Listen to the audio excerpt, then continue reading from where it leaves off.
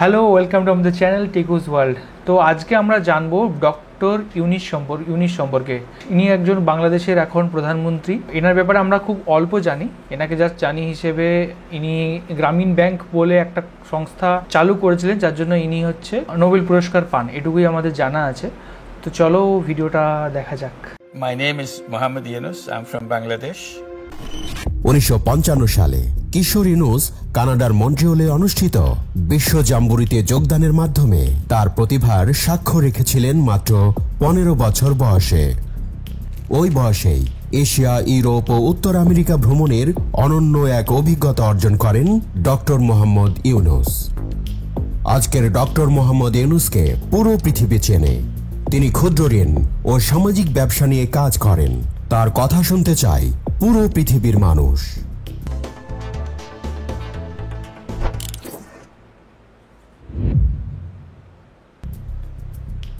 Doctor Mohammad Yunus 1940 সালের 28 June Chittagong জেলার হাটহাজারী উপজেলার বাথুয়া গ্রামে জন্মগ্রহণ করেন। তার বাবার নাম হাজী দুলা মিয়া সওদাগর এবং মায়ের নাম সুফিয়া খাতুন। মোহাম্মদ ইউনুসের সহধর্মিণী ডক্টর আফরোজি ইউনুস।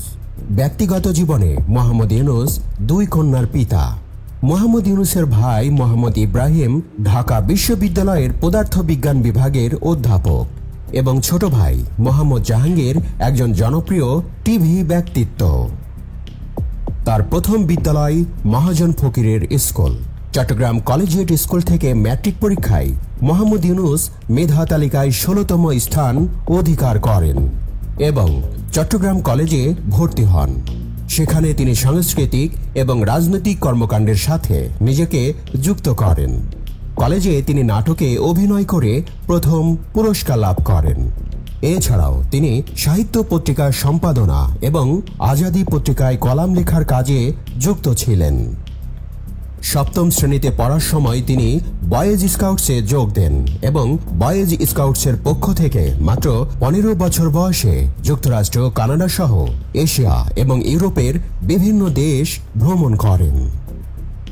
1957 সালে মোহাম্মদ ইউনুস ঢাকা বিশ্ববিদ্যালয়ে সহকারী হিসেবে, পরবর্তীকালে 1962 সালে চট্টগ্রাম কলেজে প্রভাষক হিসেবে যোগদান করেন।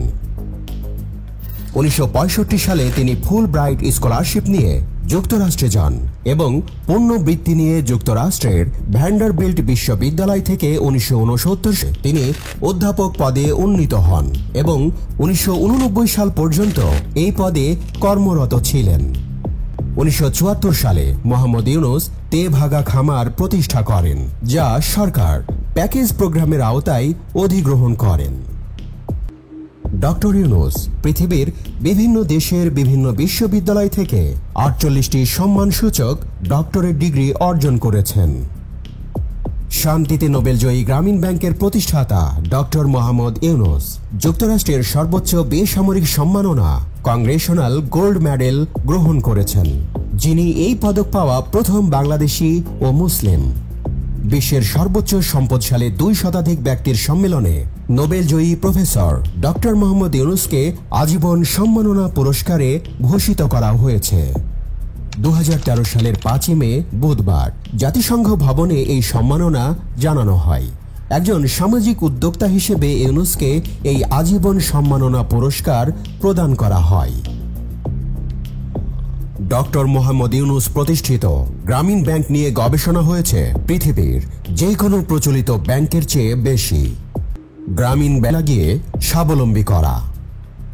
ডক্টর মোহাম্মদ ইউনুস চট্টগ্রাম বিশ্ববিদ্যালয়ে অধ্যাপনাকালীন কষ্ট লাঘবের তীব্র আকাঙ্ক্ষা তাকে সাধারণ মানুষের কাছে টেনে আনে। নিজের পকেট থেকে ঋণ প্রদানের মাধ্যমে শুরু করা ছোট উদ্যোগী আজকের নোবেল বিজয়ী গ্রামীণ ব্যাংক। 1976 সালে প্রতিষ্ঠিত হয়েছিল গ্রামীণ ব্যাংক। 1983 সালে এটি একটি বৈধ এবং স্বতন্ত্র ব্যাংক হিসেবে যাত্রা শুরু করে। গরিবের অর্থনৈতিক উন্নয়নে গ্রামীণ ব্যাংকের সাফল্য উন্নত বিশ্ব, এমনকি যুক্তরাষ্ট্র সহ অন্যান্য শিল্পোন্নত দেশসমূহকে গ্রামীণের এই মডেল ব্যবহার করতে চালাচ্ছে। 16টি দেশে সরাসরি গ্রামীণ ব্যাংকের কর্মকর্তারা প্রকল্প বাস্তবায়নে সফলতার স্বাক্ষর রেখে চলেছেন। 2006 সালে নোবেল শান্তি পুরস্কার পাওয়ার পর ডক্টর মোহাম্মদ ইউনূসের দায়িত্ব ও কর্মপরিধি বেড়ে যায় বহুগুণ। সমস্যা সমাধানের জন্য একে একে প্রতিষ্ঠা করেন বহু সামাজিক ব্যবসা প্রতিষ্ঠান ও কোম্পানি। যৌথ ব্যবসায় এগিয়ে আসেন ফ্রান্সের ডাননফোর্স, ভিওলিয়া ওয়াটার, জার্মানির BASF, জাপানের বিখ্যাত ইউনিক্লো সহ রাশিয়া, সৌদি আরব, আরব আমিরাত, আফ্রিকা, অস্ট্রেলিয়া, ল্যাটিন আমেরিকা সহ পৃথিবীর বিভিন্ন প্রান্ত থেকে আসে বক্তৃতা প্রদানের আমন্ত্রণ। 1 ঘন্টা বক্তৃতার জন্য প্রস্তাব থাকে বাংলাদেশি টাকায় 1 কোটি বা তার চেয়েও বেশি। বিশ্ববাসীর কাছে প্রতিনিয়ত আমন্ত্রণপত্র আসতে থাকে। খুব কমই তিনি আমন্ত্রণপত্র গ্রহণ করতে পারেন, তবে প্রত্যেকটি আমন্ত্রণপত্রের জবাব দেওয়া হয়। বক্তৃতার সম্মানী বিদেশ থেকে ডক্টর মোহাম্মদ ইউনূসের ব্যাংক হিসাবে স্থানান্তরিত হওয়ার পর তিনি সেই অর্থ তার প্রতিষ্ঠিত বিভিন্ন ট্রাস্টে দান করেন। সমগ্র পৃথিবীর নামিদামি বিশ্ববিদ্যালয় থেকে প্রতিনিয়ত আসে আমন্ত্রণপত্র। ইতিমধ্যেই 32টি দেশের 83টি বিশ্ববিদ্যালয় কলেজে ডক্টর মোহাম্মদ ইউনূসের নামে ইউনূস সোশ্যাল বিজনেস সেন্টার প্রতিষ্ঠিত হয়েছে।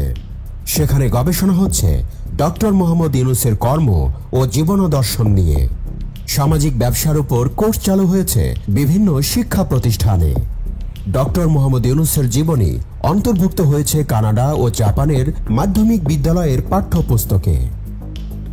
পৃথিবীর মাত্র 7 জন ব্যক্তি, তার মধ্যে ডক্টর মোহাম্মদ ইউনূস, যিনি পেয়েছেন নোবেল শান্তি পুরস্কার, প্রেসিডেন্সিয়াল মেডেল অফ ফ্রিডম ও কংগ্রেশনাল গোল্ড মেডেল সহ বহু পুরস্কার।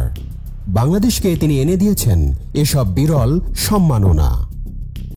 তো আমরা এখন জানতে পারলাম ডক্টর ইউনূস সম্পর্কে। তো উনি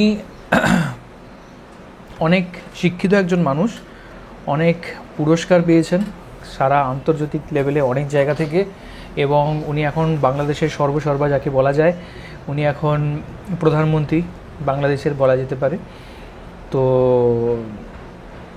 অনেক শিক্ষিত মানুষ যদি পলিটিক্সে আসে তখন অনেক কিছু চেঞ্জ তাদের কাছ থেকে আশা করা যায়। বাংলাদেশের সকল মানুষ আশা করি অনেক কিছু আশা করছেন যে জিনিসগুলো মানে ন্যায্য হবে সাধারণ মানুষের ক্ষেত্রে। সাধারণ মানুষ কী চায়?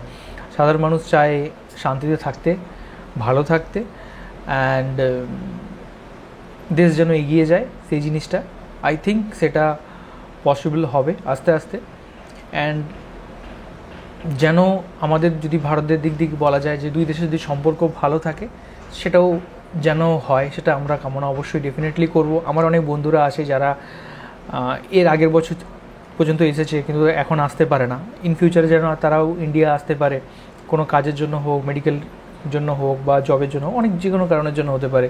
2 দেশে যত আদান প্রদান বেশি হবে, যত 2 দেশের সম্পর্ক ভালো থাকবে, তত দুটো দেশই এগিয়ে চলবে, তাই না? আর একে অপরের সাথে কম্পিটিশন করে আই ডোন্ট থিঙ্ক কোনো লাভ।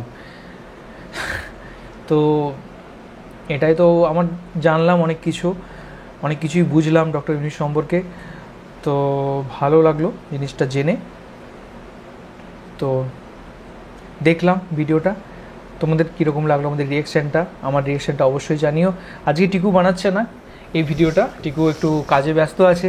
তো পরবর্তী ভিডিওতে টিকু আমার সাথে রিয়াকশান করবে। অ্যান্ড কোন কোন ভিডিওর উপর আমরা রিয়াকশান করব সেটা অবশ্যই কমেন্টে ডেফিনেটলি জানাও। অ্যান্ড কোন কোন জিনিস আমাদের জানা উচিত সেটাও কমেন্টে ডেফিনেটলি জানাও। এখনকার মতো এই পর্যন্তই, দেখা হবে নেক্সট কোনো ভিডিওতে। ততক্ষণের জন্য টাটা।